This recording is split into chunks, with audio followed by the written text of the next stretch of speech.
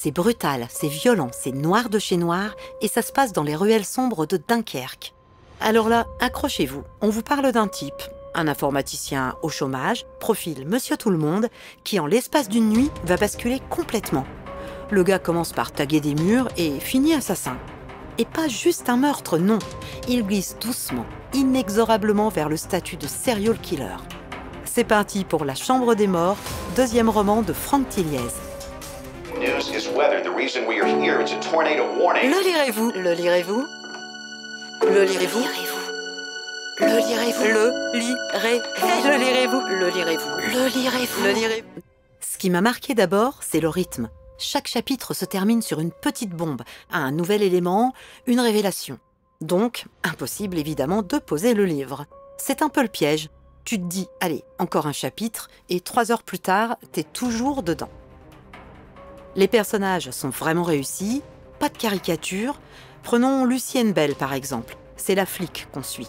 Jeune maman, pas une super-héroïne, pas Wonder Woman, mais cette fillette diabétique qui vient d'être enlevée, ça la remue, et puis surtout, c'est son retour de congé maternité de mère solo. Bon, ce qu'on comprend vite, c'est que la traque, c'est sa came.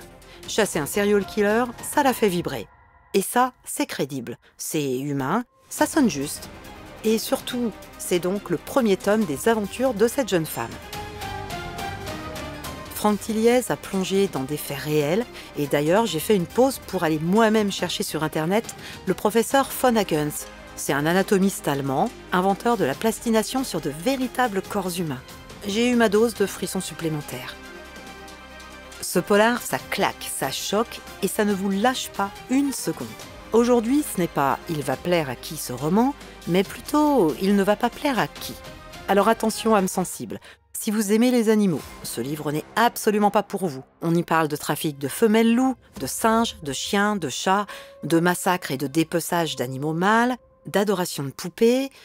Si regarder un film comme Psychose ou Le silence des agneaux, c'est impossible pour vous, oubliez tout de suite l'idée de lire ce roman, qui a d'ailleurs été adapté en film en 2007 avec Mélanie Laurent et Gilles Lelouch, entre autres. Si vous cherchez une petite lecture légère, un petit chapitre avant de dormir, bon, là, je vous le dis, c'est carrément proscrit. Parce que oui, l'ambiance, elle est lourde, elle est glauque, elle est sombre. On descend vraiment dans les tréfonds de la perversité humaine. C'est dérangeant, c'est parfois franchement malsain. Et moi, j'ai kiffé. Mais si vous êtes amateur de thrillers bien noirs, alors ce roman fait clairement partie des valeurs sûres. Le style de l'auteur est vraiment ultra efficace. Ça va droit au but, ça file et l'action est trépidante du début à la fin. Le suspense, lui, est tendu comme un fil. À chaque page, on attend que ça craque. Un petit bémol, l'épilogue.